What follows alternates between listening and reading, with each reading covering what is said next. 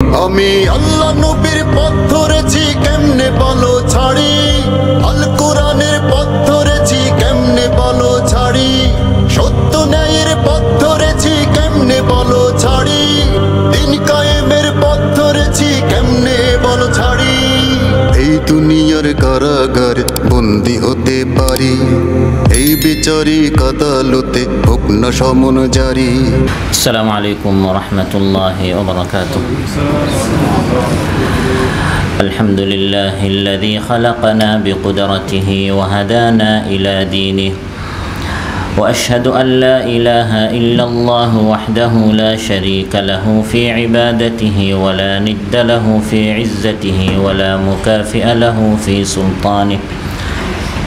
وأشهد أن سيدنا ونبينا محمدًا عبد الله ورسوله دعانا إلى الحق بحكمته وأمرنا بالتمسك بشريعته والاهتداء بهديه صلى الله تعالى عليه وعلى آله وصحابته إلى يوم يفر المرء فيه من أخيه وأمه وأبيه وصاحبته.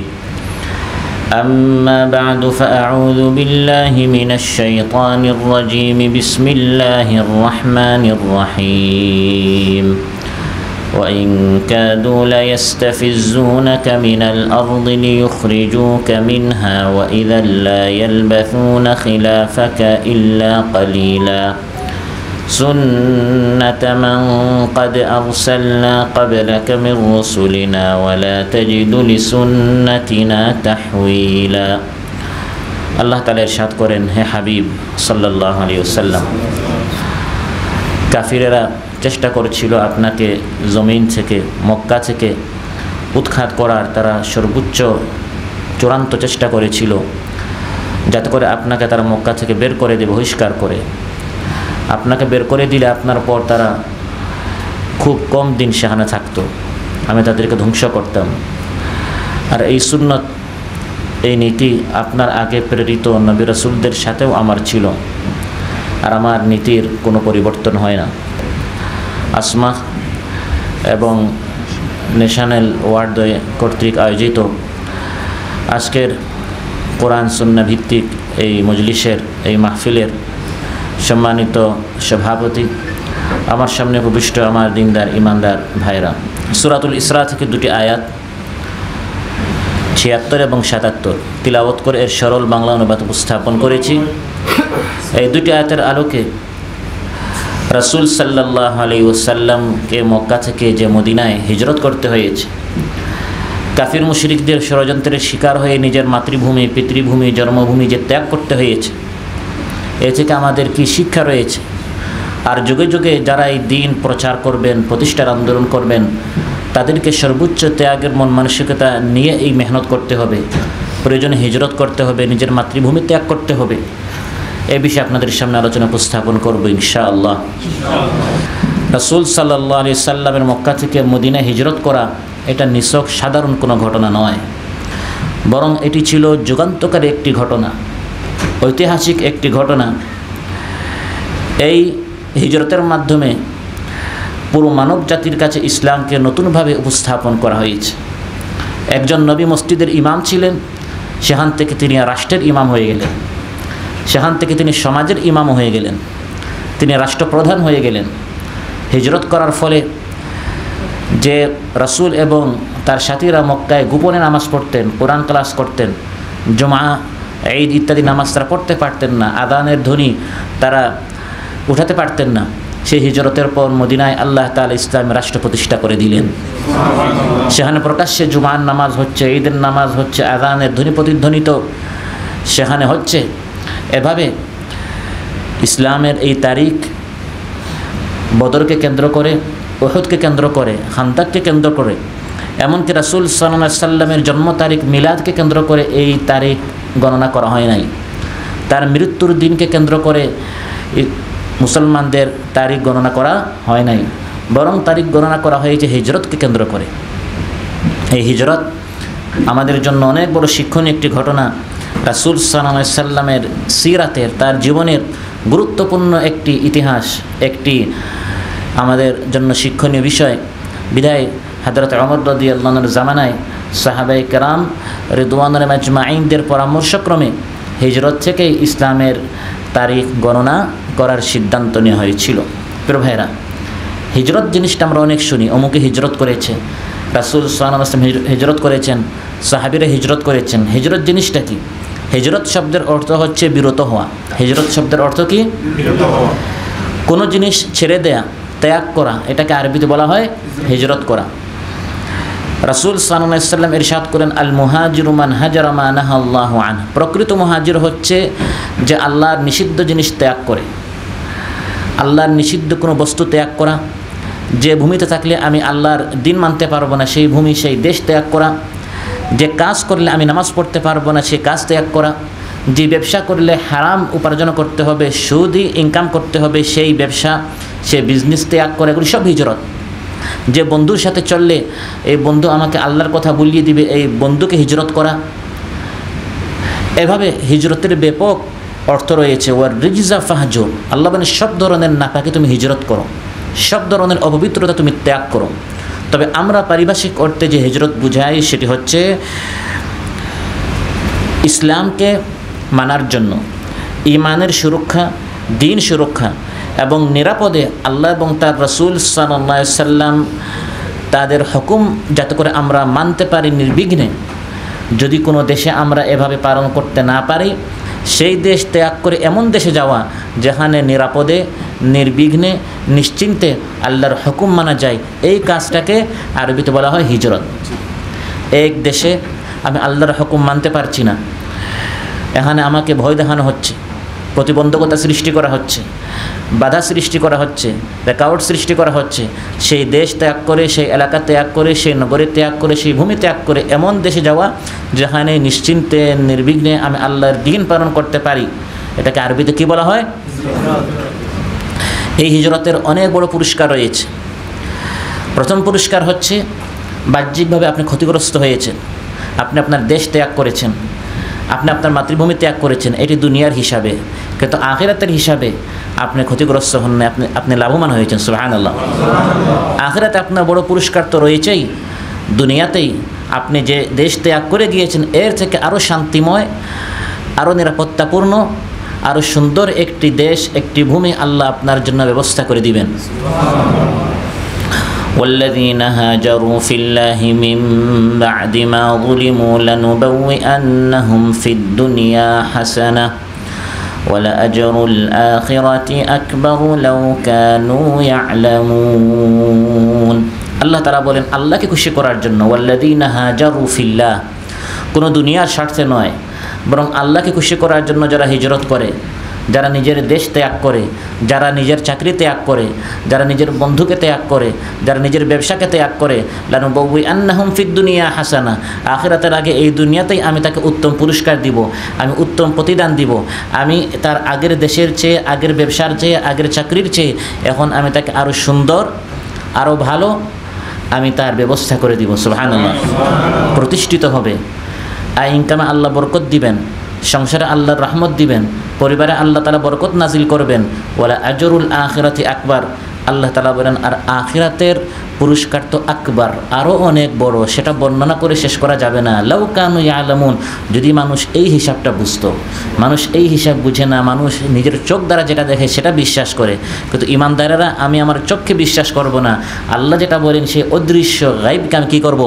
বিশ্বাস করব। আল্লাযীনা ইউমিনুনা বিল গায়ব।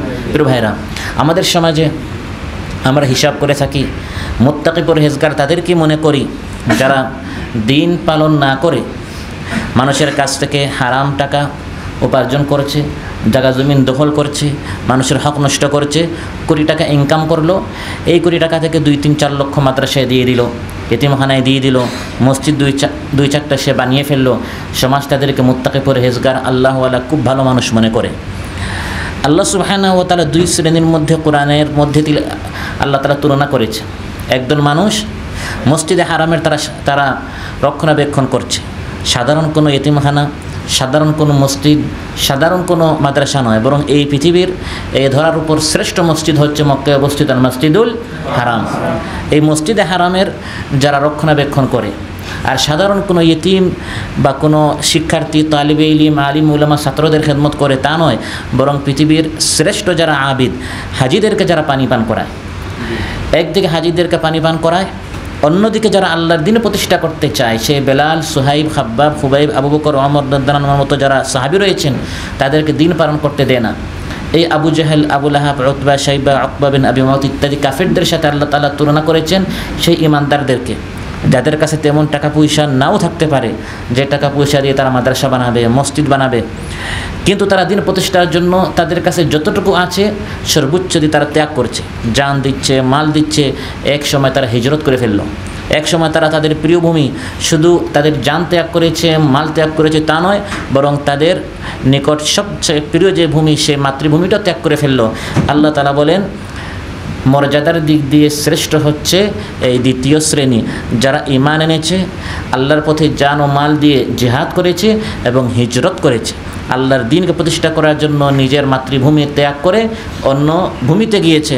আল্লাহর নিকট এরাই উত্তম, এরাই শ্রেষ্ঠ। সুবহানাল্লাহ।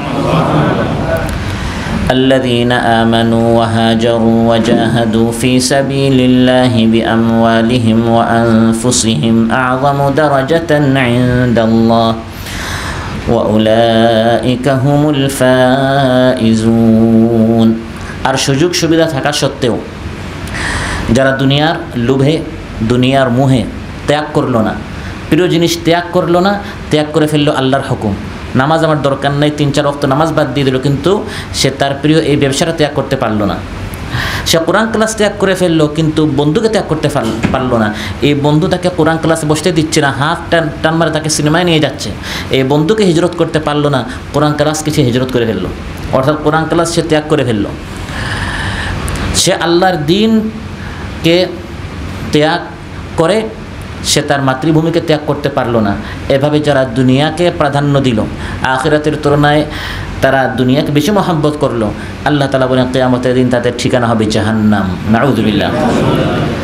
ইন্নাল্লাযীনা তাওয়াফফাহুমুল মালাঈকাতু যালিমি আনফুসিহিম ক্বালু ফীমা কুনতুম قالوا كنا مستضعفين في الأرض قالوا ألم تكن أرض الله واسعة فتهاجروا فيها فأولئك مأواهم جهنم وساءت مصيرا। এই পৃথিবীর ইতিহাসে দ্বীনের জন্য হিজরত করা, দ্বীনের জন্য সর্বোচ্চ ত্যাগ করে নিজের মাতৃভূমি ত্যাগ করা, এটি রাসূল সাল্লাল্লাহু আলাইহি সাল্লাম প্রথম এবং শেষ করেছেন তা নয়, বরং তার আগেও নবীরা করেছেন, হাওয়ারিরা করেছেন, নবীদের সাথী সঙ্গীরা করেছেন। আজ অবধি কিয়ামত পর্যন্ত যারা দ্বীন প্রতিষ্ঠার আন্দোলন করে মেহনত করে, তাদেরকে এই সুন্নত পালন করতে হবে। আজ আমরা দেখতে পাচ্ছি গাজার মুসলমানদেরকে হিজরত করতে বাধ্য করা হচ্ছে, নিজের দেশ ত্যাগ করতে বাধ্য করা হচ্ছে। আমাদের বাংলাদেশে আশ্রয় দেওয়া হয়েছে লক্ষাধিক, লক্ষ লক্ষ বার্মার, মায়ানমারের মুসলমানদেরকে তাদের দেশ ত্যাগ করতে, হিজরত করতে বাধ্য করা হয়েছে। একটা অপরাধ, তারপরে রয়েছে লা ইলাহা ইল্লাল্লাহ। এর আগে এরিত্রিয়া, চেচনিয়া, বসনিয়া, সোমালিয়া সহ পৃথিবী বর্তমান আধুনিক যুগে আমরা দেখেছি কত ইমানদারদেরকে হিজরত করতে বাধ্য করা হয়েছে, কিন্তু মুসলমানরা তাদের দিন ত্যাগ করে নাই, তারা তাদের দেশ ত্যাগ করতে প্রস্তুত হয়েছে। সুবহানাল্লাহ। আগেও নবীরা এভাবে হিজরত করেছেন।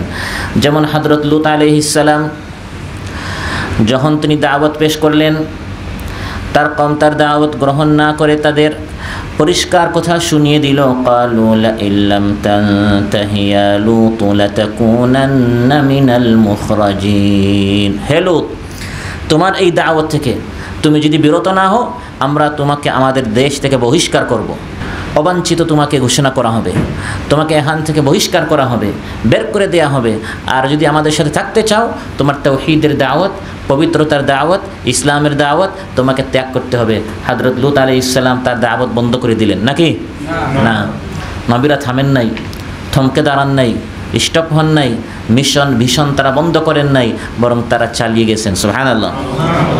قال الملأ الذين استكبروا من قومه لنخرجنك يا شعيب والذين آمنوا معك من قريتنا أو لتعودن في ملتنا হে শুআইব যদি তুমি তোমার দিন ত্যাগ না করো তোমার দাওয়াত থেকে বিরত না হও রুমে রুমে ঘরে ঘরে ক্লাবে মজলিসে তাবুতে যেখানে আমরা যাই সেখানে এসে তুমি আল্লাহর দিকে দাওয়াত দাও আখিরাত পরকাল জান্নাত জাহান্নামের আলোচনা আমাদেরকে শোনাতে শোনাতে দুনিয়ার এই সুখ শান্তি তুমি আমাদেরকে উপভোগ করতে দিলে না 2 দিনের দুনিয়া 2 দিনের যৌবন একটু আমাদেরকে খেতে দাও আনন্দ ফুর্তি করতে দাও একটু আমাদেরকে হারাম হালাল মিক্স করে দুনিয়া উপভোগ করতে আমাদেরকে দাও আজ আমাদেরকে বলা হয় কি না বলা হয় হে শুআইব তুমি তোমার দাওয়াত থেকে যদি তুমি বিরত না হও তাহলে আমাদের ভূমিকা কি হবে লানুখরিজান্নাকা তোমাকে বের করে দিব শুধু তোমাকে নয় ওয়াল্লাযীনা আমানু মা'আক তোমার সাথে যারা দাওয়াতি কাজ করে তোমার সাথে যারা সামাজিক কাজ করে তোমার সাথে যারা এই দিনই কাজ করে সবাইকে একসাথে আমরা আমাদের এই সমাজ থেকে বের করে দিব এই হুমকি লূত আলাইহিস সালামকে দেওয়া হয়েছে শুআইব আলাইহিস সালামকে দেওয়া হয়েছে মুসলিম মিল্লাতের পিতা হযরত ইব্রাহিম আলাইহিস সালামকে এত বেশি হুমকি দামকে দেওয়া হয়েছে এত বেশি তাকে কষ্ট দেওয়া হয়েছে এক পর্যায়ে তিনি হিজরতের ঘোষণা দিয়ে তার জাতিকে বললেন ওয়াকালা ইন্নী মুহাজিরুন ইলা রাব্বি শোনো হে আমার কওম আমি কিন্তু আমার রবের থেকে হিজরত করছি তোমাদের সাথে আর আমি নেই আমি এমন ভূমিতে যাচ্ছি যেখানে আমি নির্বিঘ্নে নিশ্চিন্তে আমি আবার রবের কথা বিধান মানতে পারবো আজ জুমার দিন একটি সূরা পড়া সুন্নত সেটা কোন সূরা কাহফবাসী একদল যুবক যারা হিজরত করেছিল নিজের দেশে প্রতিষ্ঠিত যে মিথ্যা আদর্শ ছিল সেই আদর্শের বিরুদ্ধে তারা বিদ্রোহ ঘোষণা করেছে আমরা শিরিক মানি না আমরা বাতিল তাগুতি শক্তি মানি না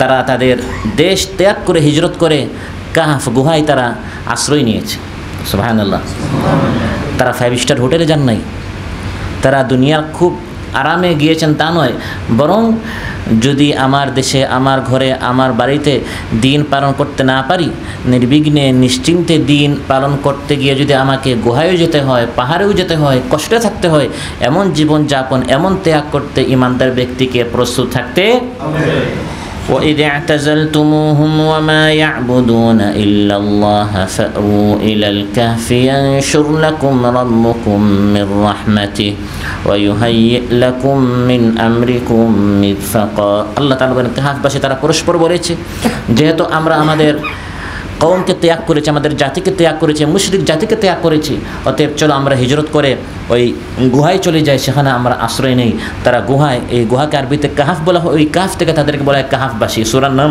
সূরাতুল কাহফ কারণ তারা আশ্রয় নিয়েছে তারা হিজরত করেছে নিজের এলাকা থেকে ওই কাহফের দিকে গুহার দিকে এভাবে আল্লাহ তাআলা বলেন শুধু 2-1 নবী নন বরং যুগে যুগে কাফির মুশরিক বেঈমান তাগুতি শক্তিরা নবী রাসূলদেরকে তারা শুনিয়েছে যদি আপনারা আপনাদের দাওয়াত থেকে বিরত না হন আপনাদেরকে আমাদের দেশ থেকে বের করে দিব বহিষ্কার করব হিজরত করতে বাধ্য করব وقال الذين كفروا لرسلهم لنخرجنكم من أرضنا أو لتعودن في ملتنا আল্লাহ তাআলা বলেন কাফিররা তাদের নবী রাসূলদেরকে শুনিয়ে দিল লানুখরিজান্নাকুম মিন আরদিনা অবশ্যই নিশ্চয় আমরা তোমাদেরকে আমাদের আরদ জমিন ভূমি থেকে বের করে দিব আর যদি আমাদের দেশে থাকতে চাও লাতাউদুন্না ফি মিল্লাতিনা আমাদের মিল্লাতে আমাদের আদর্শে আপনাদেরকে ফিরে আসতে হবে কিন্তু নবীরা কাফির মুশরিক বেঈমানদের আদর্শে তারা ফিরে আসেন নাই প্রয়োজনে তারা তাদের দেশ ত্যাগ করতেও তারা প্রস্তুত ছিলেন সুবহানাল্লাহ প্রিয় ভাইরা প্রকাশ্যে ইসলামের দাওয়াত দেওয়ার প্রেক্ষিতে সাহাবায়ে কেরাম রিদওয়ানুল্লাহি আলাইহিম আজমাইনদের উপর মক্কার কাফির মুশরিক কুরাইশদের পক্ষ থেকে অমানবিক যে অত্যাচার নির্যাতন চলছিল এর ফলে মক্কাতুল মুকাররমায় মুসলমানদের থাকাটা অসম্ভব হয়ে গেল অসহনীয় হয়ে গেল অসহ্য হয়ে গেল যখন অসহনীয় পর্যায়ে পৌঁছে গেল যে এই মক্কায় থেকে ইসলাম মানা সম্ভব নয় নামাজ পড়াই যাবে না এমন একটি পর্যায়ে যখন কাফির মুশরিকদের পক্ষ থেকে নির্যাতন এর মাত্রা পৌঁছে গেল তখন রাসূল সাল্লাল্লাহু আলাইহি সাল্লাম পঞ্চম বর্ষে নবুয়ত এর পঞ্চম বর্ষে রাসূল সাল্লাল্লাহু আলাইহি সাল্লাম সাহাবাদেরকে অনুমতি দিলেন আপনারা আবশিনিয়া হিজরত করতে পারেন হাবাশাতে আপনারা হিজরত করতে পারেন বর্তমানে এটাকে ইথিওপিয়া বলা হয় ইথিওপিয়া ওই আবশিনিয়া হিজরত করার জন্য মহানবী সাল্লাল্লাহু আলাইহি সাল্লাম অনুমতি দিলেন নিজের মাতৃভূমি ত্যাগ করে দ্বীনের জন্য সর্বোচ্চ ত্যাগ করার জন্য 15 জন মতান্তরে 16 জন সাহাবী প্রস্তুত হয়ে গেলেন। 11 জন পুরুষ, 4 জন মহিলা, তারা মক্কা থেকে আবশিনে হিজরত করেন। এটা হচ্ছে ইসলামের ইতিহাসে আমাদের রাসূল সাল্লাল্লাহু আলাইহি ওয়াসাল্লাম যে ইসলাম নিয়ে এসেছেন, এই ইসলামের ইতিহাসে প্রথম হিজরত ছিল। কয়েক বছর যেতে না যেতে যখন কাফির মুশরিকদের নির্যাতনের মাত্রা আরও বেশি বেড়ে গেল আর মুসলমানদের সংখ্যাও বাড়ছে, দ্বিতীয় পর্যায়ে রাসূল সাল্লাল্লাহু আলাইহি ওয়াসাল্লাম 80 জন সাহাবীকে অনুমতি দিলেন। অন্যমতে 83 জন সাহাবী তারাও আবশিনিয়া হিজরত করলেন। আবশিনিয়া হাবেশা যখন তারা হিজরত করলেন, মক্কার চেয়ে অনেক ভালো একজন বাদশাহ নাজাশী, মুসলমান পরে হয়েছেন কিন্তু ওই সময় ছিলেন খ্রিস্টান। ওই খ্রিস্টান বাদশাকে মুসলমানদেরকে আশ্রয় দেওয়ার জন্য আল্লাহ তাআলা লাগিয়ে দিলেন। সুবহানাল্লাহ, আল্লাহ নিয়োজিত করেছেন, আল্লাহ ব্যবস্থা করে দিয়েছেন। বাদশাহ নাজাশী মুসলমানদেরকে বললেন, ইযহাবু ফাআনতুম বিআরদি আমিনুন, সাহাবীরা আপনারা যান, আমার দেশে আপনারা নির্বিঘ্নে নিশ্চিন্তে নিরাপত্তাপূর্ণ পরিবেশে শান্তিতে আপনাদের দিন পালন করুন। আমি বাদশা হিসাবে বলছি, আপনাদেরকে আশ্রয় দেওয়া হবে, আপনাদেরকে কেউ কোনো কষ্ট দিবে না। সুবহানাল্লাহ। এই প্রেক্ষিতে আল্লাহ তাআলা বলেন, আল্লাহর দিন মানার জন্য যদি কেউ হিজরত করে ক্ষতি হবে না, বরং লাভ হবে। মক্কা ত্যাগ করার কারণে বাহ্যিকভাবে ক্ষতি হচ্ছে যে আমি আমার দেশ ত্যাগ করে ফেললাম, কিন্তু আল্লাহ তাআলা মক্কার চেয়ে আরও সুন্দর পরিবেশে দিন পালন করার জন্য আবশিনিয়া মুসলমানদের জন্য ব্যবস্থা করে দিয়েছেন। ومن يهاجر في سبيل الله يجد في الأرض مراغما كثيرا وسعة। আল্লাহ তাআলা বলেন, আল্লাহর পথে যে হিজরত করবে, আল্লাহ সুবহানাহু ওয়া তাআলা তার আগের দেশ, আগের ভূমি, আগের এলাকার চেয়ে আরও সুন্দর আশ্রয়স্থল, রুজির প্রাচুর্য, আরও সুন্দর আল্লাহ সুবহানাহু ওয়া তাআলা স্থান, সুন্দর পৃথিবী, দেশসমূহের প্রশস্ততা আল্লাহ তাআলা তাকে দান করবেন। আপনি এমন চাকরি করেন যে চাকরিতে আপনাকে দিন মানতেই দেয় না, আপনি এই চাকরি ত্যাগ করেন, এই চাকরির চেয়ে আরও সুন্দর চাকরি আপনি যদি আল্লাহকে ভয় করেন, আল্লাহ আপনার ব্যবস্থা করে দিবেন। আপনার এমন এক বন্ধু আপনি দেখছেন, এই বন্ধুর সাথে চললেই দুনিয়ার অনেক লাভ হবে, দুনিয়ার অনেক সুবিধা রয়েছে তার সাথে চললে, কিন্তু এর সাথে চললে আপনার ঈমান নষ্ট হবে, আখলাক নষ্ট হবে, আমল নষ্ট হবে।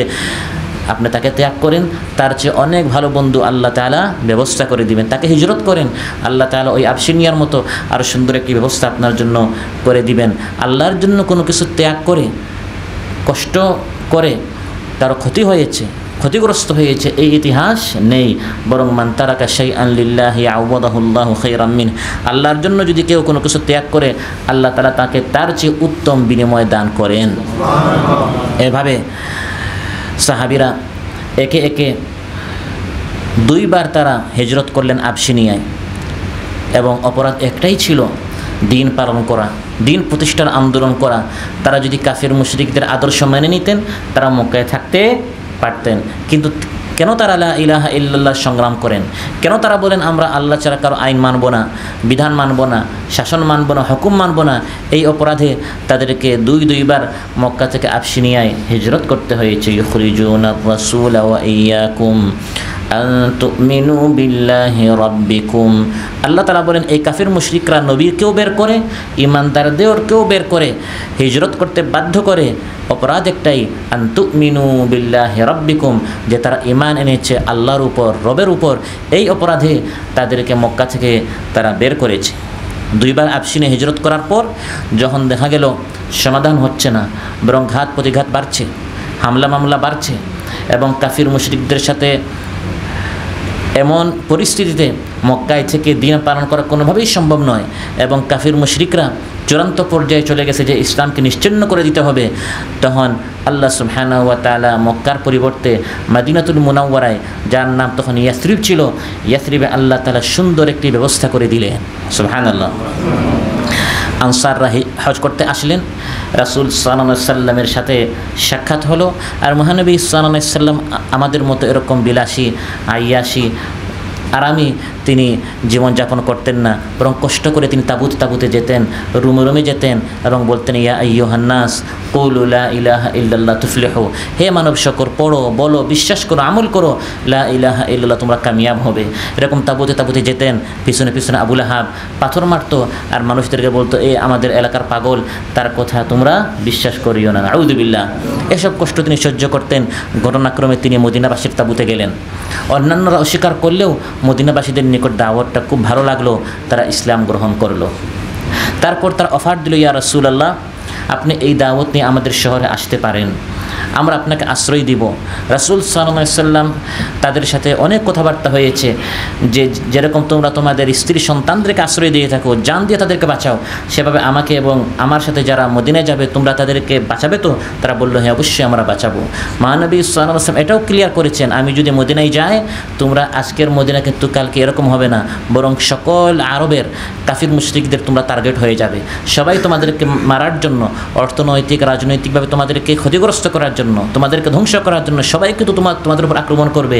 তখন তোমরা আবার দুর্বল হয়ে আমাদেরকে মদিনা থেকে বের করে দিবে না তো? তারা বলেছে, না ইয়া রাসূলুল্লাহ, যে কোনো ত্যাগের জন্য, যে কোনো কোরবানির জন্য আমরা প্রস্তুত আছি। সুবহানাল্লাহ।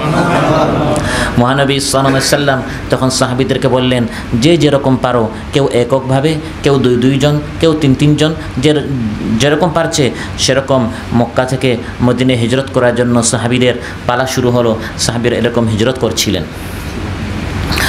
মহানবী সাল্লাল্লাহু আলাইহি ওয়াসাল্লাম তিনি হিজরত করেছেন। কাফির মুশরিকদের সম্পর্কে আমরা আলোচ্যাত আল্লাহ তাআলা বলেন, ওয়া ইন কাদু লা ইস্তাফিজুনাকা মিনাল আরদি লিইখরিজুকা মিনহা। কাফির মুশরিকরা আপনাকে তারা বারবার উৎখাত করার জন্য চেষ্টা করেছিল, আপনাকে মক্কা থেকে বের করে দেওয়ার জন্য। তারা মনে করতো এই ইসলামের দাওয়াত হচ্ছে তাদের মাথা ব্যথার কারণ, তাদের টেনশনের কারণ। এই ইসলামের কারণে আমরা সুদ খেতে পারি না, এই ইসলামের কারণে আমরা হত্যা, খুন, খারাপ ইত্যাদি করতে পারি না, চুরি ডাকাতি এবং বাটপারি করতে পারি না, বড় বড় মদের বোতল আমরা পান করতে পারি না। ইসলামকে বন্ধ করো, ইসলামের দাওয়াত বন্ধ করো, তাহলে আমরা নির্বিঘ্নে আমরা বদমাইশি করতে পারবো, চুরি ডাকাতি করতে পারবো। এজন্য কাফির মুশরিকরা চাইতো, লা ইস্তাফিজুনাকা মিনাল আরদি লিইখরিজুকা মিনহা, আপনাকে উৎখাত করে আপনাকে তারা মক্কা থেকে বের করে দিতে চাচ্ছিল। আল্লাহ সুবহানাহু ওয়া তাআলার নির্দেশে 622 খ্রিস্টাব্দের 12 সেপ্টেম্বর মক্কাতুল মুকাররমা থেকে রাসূল সাল্লাল্লাহু আলাইহি ওয়াসাল্লাম হিজরত করেন।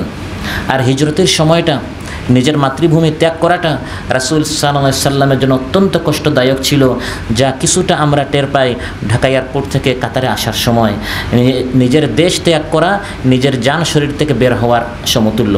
আর আজকাল তো প্রবাসে আসলেও অনেকটা আমরা দেশেই থাকি, এখানে বসে বসে ভিডিও কল হয়, সব সময় আপডেট দেশে কী হচ্ছে, ফ্যামিলির সাথে কথা হচ্ছে। কিন্তু সেই যুগে তো এই সকল সুযোগ সুবিধা ছিল না।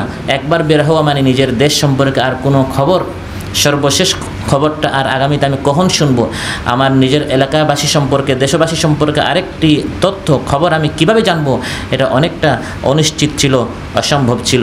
তাই রাসূল সাল্লাল্লাহু আলাইহি ওয়াসাল্লাম বারবার হিজরতের সময় পিছনের দিকে তাকাচ্ছিলেন, কাবা ঘরের দিকে তাকাচ্ছিলেন। তিরমিজির বর্ণনা, তিনি বলছিলেন, ওয়াল্লাহি ইন্নাকা লাখাইরু আরদিল্লাহ, হে কাবা, হে মক্কা, আল্লাহর কসম করে বলছি আমি জানি তুমি আল্লাহর নিকট সবচেয়ে প্রিয় ভূমি। ও আহাব্বু আরদিল্লাহ ইলাল্লাহ, আল্লাহর নিকট, আমার নিকট তুমি সবচেয়ে প্রিয় ভূমি, আমি তোমাকে ত্যাগ করতাম না। ওয়ালাউলা আন্না আহলাকা আখরাজুনি মা খারাজতু, তোমার নিষ্ঠুর সন্তানেরা, দুষ্ট এই তাগুতি শক্তিরা যদি আমাকে বের না করতো, আমি কখনো মক্কা ত্যাগ করতাম না। কিন্তু তুমি আমার নিকট যত প্রিয় হও না কেন, আহাব্বা ইলাইকুম মিনাল্লাহি ওয়া রাসূলিহি ওয়া জিহাদিন ফি সাবিলি, নিজের মা বাবা, নিজের সন্তান সন্ততি, নিজের স্ত্রী, নিজের ব্যবসা বাণিজ্য, নিজের ঘর বাড়ি, নিজের মাতৃভূমি, সব কিছুর চেয়ে আমাকে বেশি ভালোবাসতে হবে আল্লাহকে। সে আল্লাহর ভালোবাসা, হে মক্কা, তবে আমার নিকট যত প্রিয় হও না কেন, আমি তোমাকেও ত্যাগ করার জন্য আজ বের হয়েছি। 23 সেপ্টেম্বর 622 খ্রিস্টাব্দ মোতাবেক 8 রবিউল আউয়াল রাসূল সাল্লাল্লাহু আলাইহি ওয়াসাল্লাম মদিনার পার্শ্ববর্তী কুবায় পৌঁছে যান এবং 27 সেপ্টেম্বর 622 খ্রিস্টাব্দ মোতাবেক 12 রবিউল আউয়াল রাসূল সাল্লাল্লাহু আলাইহি ওয়াসাল্লাম মদিনাতুল মুনাওয়ারায় পৌঁছে যান। মক্কা থেকে মদিনায় রাসূল সাল্লাল্লাহু আলাইহি ওয়াসাল্লাম এই যে হিজরত করলেন, এই হিজরতের মধ্যে আমাদের জন্য অনেক কিছু শিক্ষণীয় রয়েছে।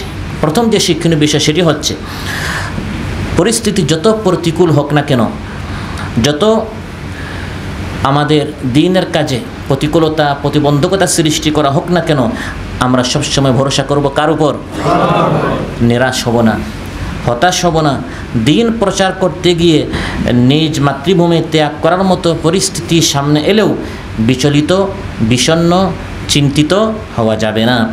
কারণ এটি মহান আল্লাহ সুবহানাহু ওয়া তাআলার সন্তুষ্টির জন্য আমি এই হিজরতটা করছি। হিজরত করে নিজের দেশ ত্যাগ করা এটা পরাজিত হওয়া নয়, বরং এটা ঘুরে দাঁড়ানো, এটা নতুন করে দিন প্রতিষ্ঠা করার জন্য নতুন একটি অধ্যায় রচনা করা। এটা বড় একটি কুরবানি। আপনি হেরে গেলেন, দেশ ত্যাগ করে ফেললেন, বিষয়টা এমন নয়, বরং সামনে আপনার সুদিন আসছে। সুবহানাল্লাহ। রাসূল সাল্লাল্লাহু আলাইহি সাল্লাম মক্কা থেকে যদি মদিনায় হিজরত না করতেন তাহলে ইসলাম পরাজিতই থাকতো, কাফিরদের অধীনেই থাকতো। রাসূল সাল্লাল্লাহু আলাইহি ওয়াসাল্লাম হিজরতের আগে কাবা ঘরে তওয়াফ করেছেন 13 বছর। তখন কাবা ঘরের প্রতিটি দেয়ালে দেয়ালে 360টি মূর্তি ছিল। হিজরত করার ফলে 8 বছরে যেতে না যেতে মক্কা বিজয় করলেন। ওয়াকুল জাআল হাক্কু ওয়া যাহাকাল বাতিল ইন্নাল বাতিলা কানা যাহুকা। বলো সত্য সমাগত, মিথ্যা বিলুপ্ত হবেই। এটা বলে বলে তিনি 360 প্রত্যেকটা মূর্তি ইঙ্গিত এবং ইশারা করে করে সবগুলোকে তিনি ভূমিসাৎ করে দিলেন। সুবহানাল্লাহ। তাহলে হিজরত করে তিনি পরাজিত হন নাই, হিজরত করে তিনি ইসলামের নতুন অধ্যায় রচনা করেছেন। বিধায় কোরআনের মধ্যে আল্লাহ সুবহানাহু ওয়া তাআলা সাহাবীদের হিজরতের ঘটনা যখন উল্লেখ করেছেন, হিজরতের কথা উল্লেখ করে শেষে বলেছেন যারা এভাবে হিজরত করে আল্লাহর দ্বীনকে সাহায্য করবে, আল্লাহ তাআলা তাদেরকে সাহায্য করে তাদেরকে বিজয় দান করবেন। الذين أخرجوا من ديارهم بغير حق إلا أن يقولوا ربنا الله। আমাদের রব আল্লাহ এই অপরাধে যারা তাদের দেশ ভিটা মাটি ইত্যাদি ত্যাগ করে, আল্লাহ তাআলা আয়াতের শেষে বলেন ওয়ালা ইয়ানসুরান্নাল্লাহু মান ইয়ানসুরু, যারা আল্লাহর দ্বীনকে সহযোগিতা করবে আল্লাহ তাআলা তাদেরকে অবশ্যই সাহায্য করবেন। আপনি আল্লাহর দ্বীনের জন্য জান, মাল, আত্মীয় স্বজন, ব্যবসা বাণিজ্য সব কিছু কোরবান করেছেন, এমনকি নিজের দেশটাও ত্যাগ করে কোরবান করলেন। আল্লাহ বলেন এই ধরনের ত্যাগী একদল কর্মী, একদল ইমানদার যখন প্রস্তুত হয়ে যাবে তাদের হাতে আমি ইসলামকে প্রতিষ্ঠা করে দিব। হিজরত থেকে দ্বিতীয় যে বিষয় আমরা শিখলাম রাসূল সাল্লাল্লাহু আলাইহি সাল্লামের হিজরত থেকে, সেটি হচ্ছে শত্রুদের ষড়যন্ত্র নস্যাৎ হবেই হবে। যুগে যুগে ইসলাম প্রতিষ্ঠাকারীরা ষড়যন্ত্রের শিকার হয়েছেন। রাসূল সাল্লাল্লাহু আলাইহি সাল্লামের বিরুদ্ধেও ইসলামের দাওয়াত দেওয়ার কারণে বিভিন্ন ষড়যন্ত্র হয়েছিল, কিন্তু মহান আল্লাহ তাআলা কাফিরদের সব ষড়যন্ত্র নস্যাৎ করেছেন কিনা? কাফিররা রাসূল সাল্লাল্লাহু আলাইহি সাল্লামের বিরুদ্ধে ষড়যন্ত্র করল। وَإِذْ يَمْكُرُ بِكَ الَّذِينَ كَفَرُوا لِيُثْبِتُوكَ أَوْ يَقْتُلُوكَ أَوْ يُخْرِجُوكَ وَيَمْكُرُونَ وَيَمْكُرُ اللَّهُ وَاللَّهُ خَيْرُ الْمَاكِرِينَ। স্মরণ করো সেই সময় যখন কাফিররা আপনার বিরুদ্ধে ষড়যন্ত্র করছে, চক্রান্ত করছে। কেউ মত দিল মুহাম্মদকে বন্দী করো, কেউ মত দিল না মুহাম্মদকে হত্যা করো, কেউ বলল না মুহাম্মদকে মক্কা থেকে বহিষ্কার করো।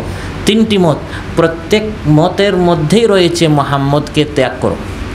একটি হচ্ছে তাকে সমাজ থেকে বহিষ্কার করো, অর্থাৎ তাকে কারারুদ্ধ করো, কারারুদ্ধ করলে সে সমাজ থেকে বিচ্ছিন্ন হয়ে গেল।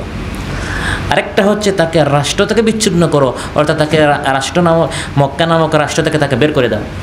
আরেকটা হচ্ছে দুনিয়া থেকেই বের করে দেওয়া, তাকে হত্যা করো। তাহলে বোঝা গেল কিয়ামত পর্যন্ত বাতিল তাগুতি শক্তি ইসলামকে সহ্য করে না। ওই সমাজ থেকে বা রাষ্ট্র থেকে বা একবারে দুনিয়া থেকে আপনাকে বের করে দিবে যদি আপনার দাওয়াতটি তাদের জন্য চ্যালেঞ্জ হয়, যদি তারা দেখে আপনি সত্য দাওয়াত দিচ্ছেন, আপনি আল্লাহ ছাড়া কাউকে ভয় করছেন না। যেভাবে রাসূল সাল্লাল্লাহু আলাইহি ওয়াসাল্লামের বিরুদ্ধে তারা ষড়যন্ত্র করেছে। দারুন নাদওয়া হচ্ছে পার্লামেন্ট।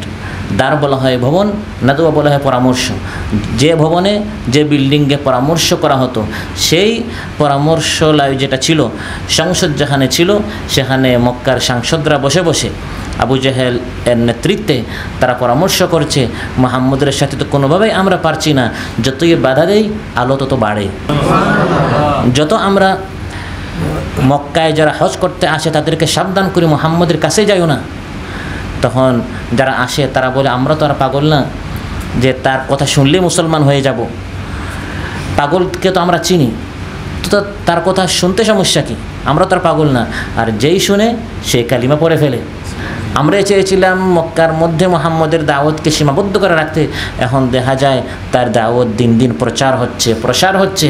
এখন তাদের সিদ্ধান্ত মুহাম্মদকে নিয়ে কী করা যায় এই বিষয়ে, এই একটা এজেন্ডা নিয়ে, এই একটা বিষয় নিয়ে তারা সংসদে বসলো। এক একজনে এক এক রায় দিল। কে বলল মুহাম্মদকে মক্কা থেকে বের করে দাও, আমাদের মাথা ব্যথা শেষ। আবু জাহেল বলল না, এটা চূড়ান্ত সমাধান নয়। সে সুবক্তা, প্রাঞ্জল ভাষায় কথা বলে, সুন্দর ভাষায় কথা বলে, উন্নত মানের চরিত্র, এত সুন্দর, যেখানেই যাবে সেখানেই সে তার পক্ষে মানুষ পাবে। এক সময় আসবে সে আরেক দেশে গিয়ে প্রতিষ্ঠিত হয়ে আমাদের উপর হামলা করে আমাদেরকে শেষ করে দিবে। তাকে এভাবে দেশ থেকে বের করা যাবে না। আরেক দল মত দিল তাকে বন্দি করো, বলা হলো না। তার সাথী সঙ্গী সাহাবীরা এমন ত্যাগী, তারা তাকে এই কারাগার থেকে বের করার জন্য সর্বোচ্চ ত্যাগ করবে। প্রয়োজনে তারা এই জেলখানা ভেঙে তাকে সেখান থেকে বের করে নিয়ে যাবে, এটাও মানা যাবে না। আরেক দল বলল হত্যা করতে হবে, এটা সে পছন্দ করলো। আর হত্যার পদ্ধতিটা আবু জাহেল বলে দিল। তাকে বলা হতো আবুল হিকাম, জ্ঞানের বাবা। আল্লাহ নবী নাম দিয়েছেন আবু জাহেল, অর্থাৎ মূর্খতার বাবা। মূর্খতার বাবা হলেও শয়তানের দিক দিয়ে শয়তানি জ্ঞান সব তার মাথায় ছিল। তো সে একটা বুদ্ধি দিল, সেটা হচ্ছে আমরা যদি তাকে হত্যা করি, তার যে ভাই ব্রাদার আছে, তার যে গোত্র আছে, তারা তো আমাদেরকে ছাড়বে না, তার বদলা নেওয়ার জন্য দাঁড়িয়ে যাবে। এখন কি করতে হবে, মক্কার যত গোত্র আছে প্রত্যেক গোত্র থেকে আমরা একজন শক্তিশালী যুবক নিব। প্রত্যেক গোত্র থেকে এক একজন যুবক নিয়ে আমরা রাতের আধারে তার উপর হামলা করে তাকে শেষ করে দিব। সকালবেলা যখন তার কাছের যারা আছে বদলা নেওয়ার জন্য দাঁড়াবে, যখন তারা দেখবে যে মুহাম্মদকে একজন হত্যা করে নাই, 10 জন 20 জন হত্যা করেছে, এবং এক একজন এক এক গোত্রের, এই এক গোত্র 10-20 গোত্রের বিরুদ্ধে যুদ্ধ করতে তারা পারবে না, তখন তারা মুক্তপণ নিতে রাজি হবে। আমরা কিছু টাকা পয়সা দিয়ে দিব, আমাদের মূল মাথা ব্যথাটা শেষ হয়ে গেল। এভাবে আবু জেহেল এই বুদ্ধিটা দিল, এবং এর সমর্থন দিয়েছে ইবলিস শয়তান। ইবলিস শয়তান এসেছিল এক বৃদ্ধ লোকের রূপ নিয়ে, এই বৈঠকে সে হাজির হয়েছিল, এবং সে এটা সমর্থন করলো এবং বলল তোমরা এগিয়ে যাও। রাসূল সাল্লাল্লাহু আলাইহি সাল্লামের ঘরকে রাত্রে ঘেরাও করা হলো। প্রত্যেক গোত্র থেকে একজন করে শক্তিশালী যুবক নেওয়া হলো। তারা অপেক্ষায় মুহাম্মদ কখন বের হবে, আমরা হামলা করে সবাই একসাথে ঝাঁপিয়ে পড়ে তাকে চিরতরে দুনিয়া থেকে আমরা শেষ করে দেবো বলে নাউযু বিল্লাহ। আল্লাহ রাব্বুল আলামিনের পক্ষ থেকে হযরত জিবরিল আলাইহিস সালাম এসে জানিয়ে দিলেন, ইয়া রাসূলুল্লাহ, আজ রাত এই ঘরে থাকা যাবে না, কাফির মুশরিকরা আপনার ঘর ঘেরাও করবে, আজ রাতেই আপনাকে মক্কা থেকে হিজরত করতে হবে। মহানবী সাল্লাল্লাহু আলাইহি ওয়াসাল্লাম তার চাচাতো ভাই হযরত আলী রাদিয়াল্লাহু আনহুকে বললেন, হে আলী, আজ রাত তোমাকে আমার চাদর পরে আমার বিছানায় তোমাকে শুইতে হবে। এই বিছানায় শোয়া মানে নিশ্চিত মৃত্যু, নিশ্চিত নিজেকে মৃত্যুর দিকে ঢেলে দেয়া। কিন্তু হযরত আলী রাদিয়াল্লাহু আনহু এই ত্যাগ কুরবানি করার জন্য তিনি প্রস্তুত হয়ে গেলেন। সুবহানাল্লাহ। হযরত আলী রাদিয়াল্লাহু আনহু মহানবী সাল্লাল্লাহু আলাইহি ওয়াসাল্লামের বিছানায় তিনি শুয়ে গেলেন, আর মহানবী সাল্লাল্লাহু আলাইহি ওয়াসাল্লাম ঘর থেকে বের হলেন। কাফির মুশরিকরা চারদিকে তার ঘর ঘেরাও করে আছে। শাহাতুল উজু, চেহারাগুলো ধুলিমুলিন হয়ে যাক, এই কথা বলে তিনি তাদের উপর বালি নিক্ষেপ করলেন। আশেপাশে চারদিকে যত কাফির ছিল প্রত্যেকের চোখে আল্লাহ তাআলা নিজ কুদরতে ধুলাবালি পৌঁছে দিলেন, অন্ধ হয়ে গেল। মহানবী সাল্লাল্লাহু আলাইহি ওয়াসাল্লাম তাদের সামনে দিয়ে গেলেন, কেউ টের পেল না। ওয়াজআলনা মিন বাইনি আইদিহিম সাদ্দাও ওয়া মিন খালফিহিম সাদ্দা ফাআগশাইনাহুম ফাহুম লা ইউবসিরুন। আল্লাহ তাআলা পরবর্তীতে আয়াত নাজিল করলেন, হে নবী, আপনার এই দিনকে প্রতিষ্ঠা করার জন্য আমি আল্লাহ তাআলার ক্ষমতা কতটুকু রয়েছে, আপনি কাফিরদের মাঝখান থেকে গিয়েছেন। জাআলনা মিন বাইনি আইদিহিম সাদ্দা ওয়া মিন খালফিহিম সাদ্দা, তাদের সামনেও আড়াল পিছনেও আড়াল, মাঝখান থেকে আপনি গিয়েছেন। ফাআগশাইনাহুম ফাহুম লা ইউবসিরুন, তারা অন্ধ হয়ে গেল, কেউ টেরও পেল না আপনি কিভাবে তাদের সামনে দিয়ে চলে গেলেন। সুবহানাল্লাহ। প্রিয় ভাইয়েরা, এই হিজরতের ঘটনায় আমার আপনার জন্য বড় একটি শিক্ষা হচ্ছে যে আমরা যদি ত্যাগ করি, কুরবানি করি, যা হারাবো তার চেয়ে উত্তম বিনিময় আল্লাহ তাআলা আমাদেরকে দিবেন। মহানবী সাল্লাল্লাহু আলাইহি ওয়াসাল্লাম মদিনা ত্যাগ করলেও, আল্লাহ তাআলা মক্কা ত্যাগ করলেও, আল্লাহ তাআলা মদিনার মতো সুন্দর একটি পরিবেশ, আশ্রয়, বাসস্থান, সুন্দর একটি রাষ্ট্র মুসলমানদেরকে উপহার দিয়েছেন কিনা? ওয়া আওরাসাকুম আরদাহুম ওয়া দিয়ারাহুম ওয়া أموالهم وأرضا لم تطئوها وكان الله على كل شيء قديرا আল্লাহ তাআলা বলেন কাফির মুশরিকরা যতই চেষ্টা করুক না কেন খান্দাকে এসেছে মুসলমানদেরকে শেষ করে দেওয়ার জন্য, কিন্তু মুসলমানরা যদি সংগ্রাম আন্দোলন চালিয়ে যায় আল্লাহ তাআলা কাফিরদেরকে পরাস্ত করবেন, পরাজিত করবেন। তাদের দেশ, তাদের ভূমি, তাদের ঘর বাড়ি সব কিছুর মালিক আল্লাহ তাআলা মুসলমানদেরকে বানাবেন। এমনকি মক্কাতুল মুকাররমা, যে মক্কা থেকে কাফিররা মুসলমানদেরকে বের করে দিল, সেই মক্কার মালিকও আল্লাহ তাআলা পরবর্তীতে মুসলমানদেরকে বানিয়ে দিলেন। ওয়াইযা লা ইয়ালবাসুনা খিলাফাকা ইল্লা কালিলা। আলোচ্যত আল্লাহ তাআলা বলেন যদি কাফির মুশরিকরা আপনাকে বের করে দেয় আপনার পরে কিন্তু বেশি দিন তারা টিকে থাকতে পারবেন। এবং তাই হলো, মক্কা থেকে যখন রাসূল সাল্লাল্লাহু আলাইহি সাল্লামকে তারা বের করে দিল বেশি দিন তারা মক্কায় টিকে থাকতে পারে নাই। বড় একটি সংখ্যা তারা বদরে নিহত হয়েছে, বাকিরা মক্কা বিজয়ের দিন তারা পরাস্ত হয়েছে। মক্কা পরিপূর্ণভাবে মুসলমানদের ক্ষমতায় আসলো। শুধু মক্কা নয়, বরং আরব ভূখণ্ড পুরাটাই ইয়াদখুলুনা ফি দীনিল্লাহি আফওয়াজা। ওই 8-10 বছর আগে মহানবী সাল্লাল্লাহু আলাইহি সাল্লাম এবং সাহাবীদের হিজরত নামক এই ত্যাগের কারণে মুসলমানরা, মানুষেরা দলে দলে ইসলাম গ্রহণ করলো, মুসলমান হয়ে গেল। সুবহানাল্লাহ। আল্লাহ তাআলা এটি আল্লাহর স্থায়ী নীতি। সুন্নাতা মান ক্বাদ আরসালনা ক্বাবলাকা মির রুসুলিনা ওয়া লা তাজিদু লিসুন্নাতিনা তাহওয়িলা। এটি আমি আল্লাহ তাআলার স্থায়ী নীতি। যে জাতি তার নবীকে, ঈমানদারদেরকে হত্যা বা দেশান্তরিত করেছে, তারপর ওই কাফির মুশরিকরা সেই দেশে বেশি দিন টিকে থাকতে পারে না। বরং যখনই মুসলমানরা ত্যাগ করে ওই দেশ থেকে হিজরত করে, এই দেশকে আল্লাহ তাআলা ইসলামের জন্য কবুল করে ফেলেন। যেই দেশে মুসলমানদের শহীদদের রক্ত পড়ে ওই দেশকে আল্লাহ তাআলা দ্বীনের জন্য কবুল করে ফেলেন। যেই দেশ থেকে মুসলমানরা হিজরত করেন, হিজরত নামক সর্বোচ্চ ত্যাগ করেন, ওই দেশকে আল্লাহ তাআলা ইসলামের জন্য কবুল করে ফেলেন। মক্কাতুল মুকাররমা পরবর্তীতে মুসলমানদের রাজধানী হয়ে গেল, ইসলামের রাজধানী হয়ে গেল।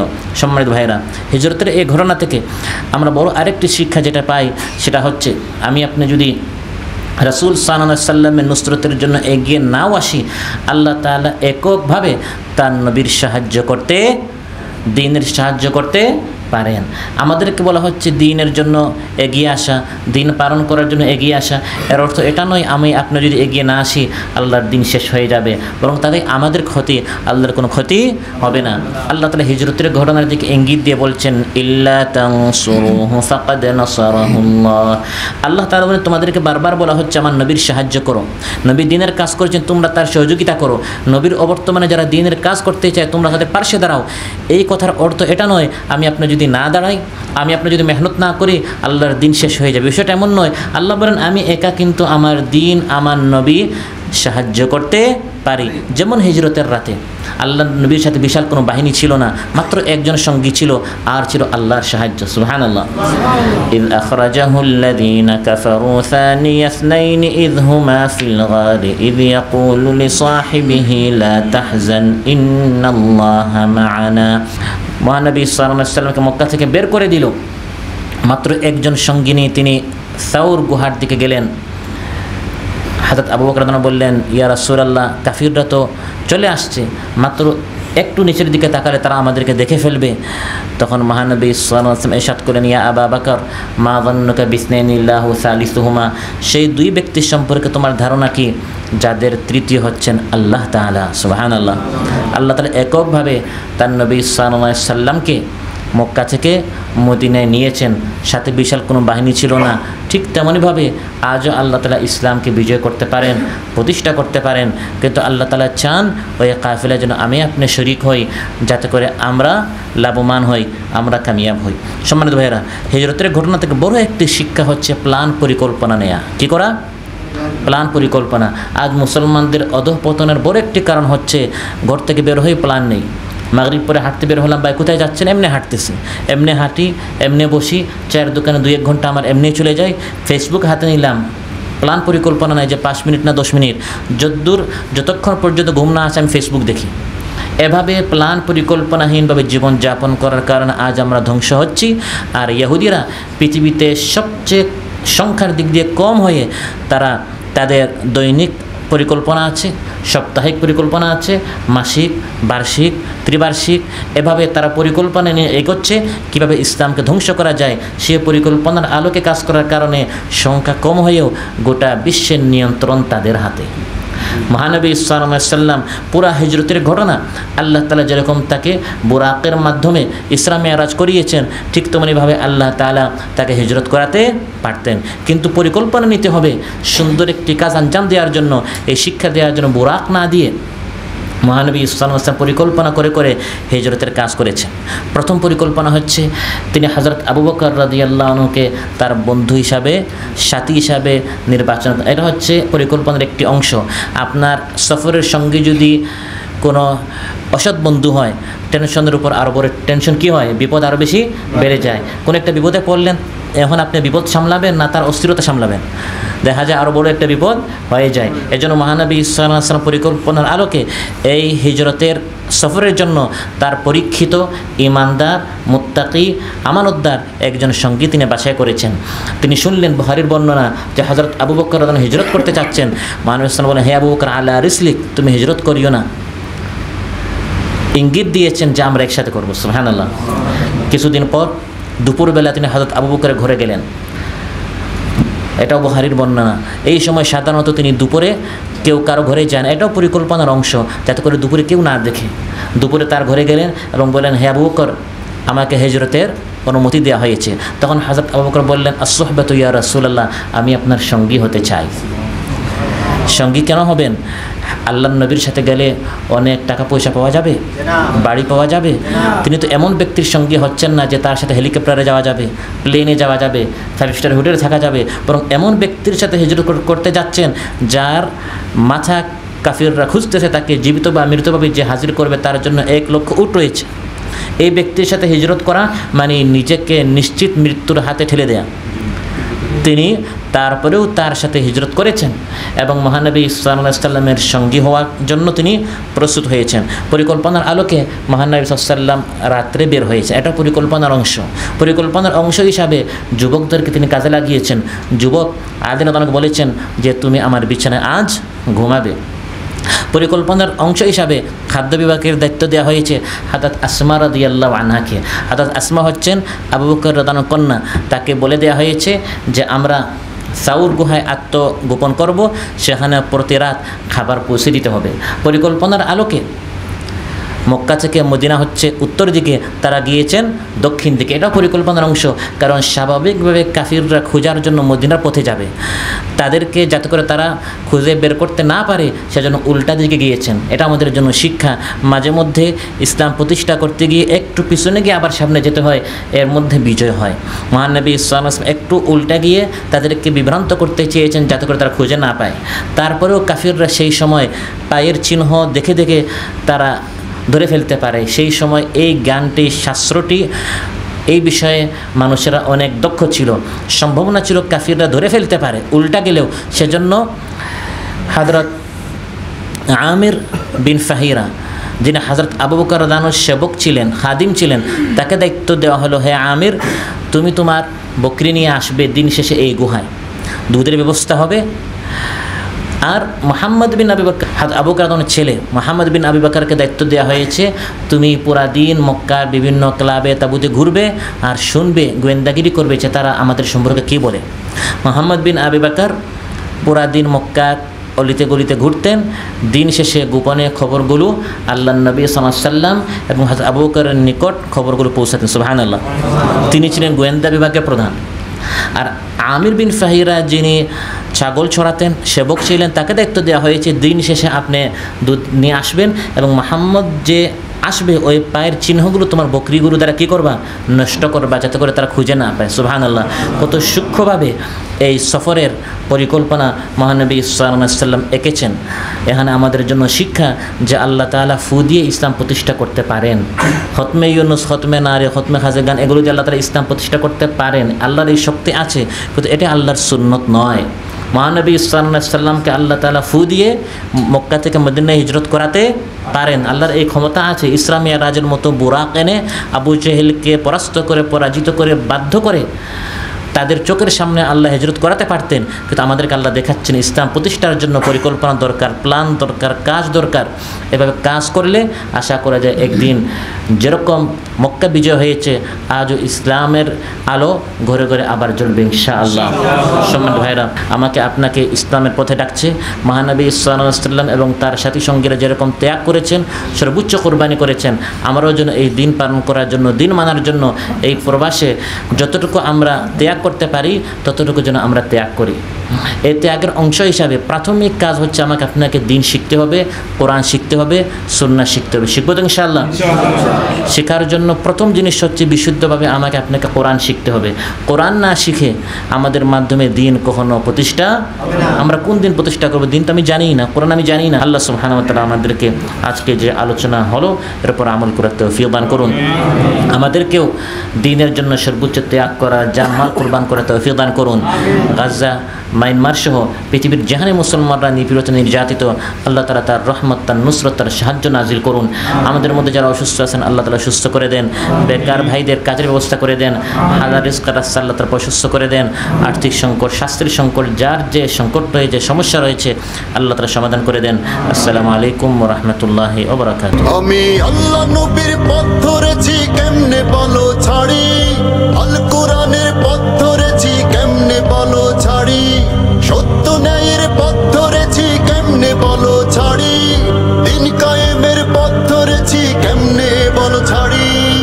এই দুনিয়ার কারাগার বন্দী হতে পারি, এই বিচারিক আদালতে হোক না সমন জারি।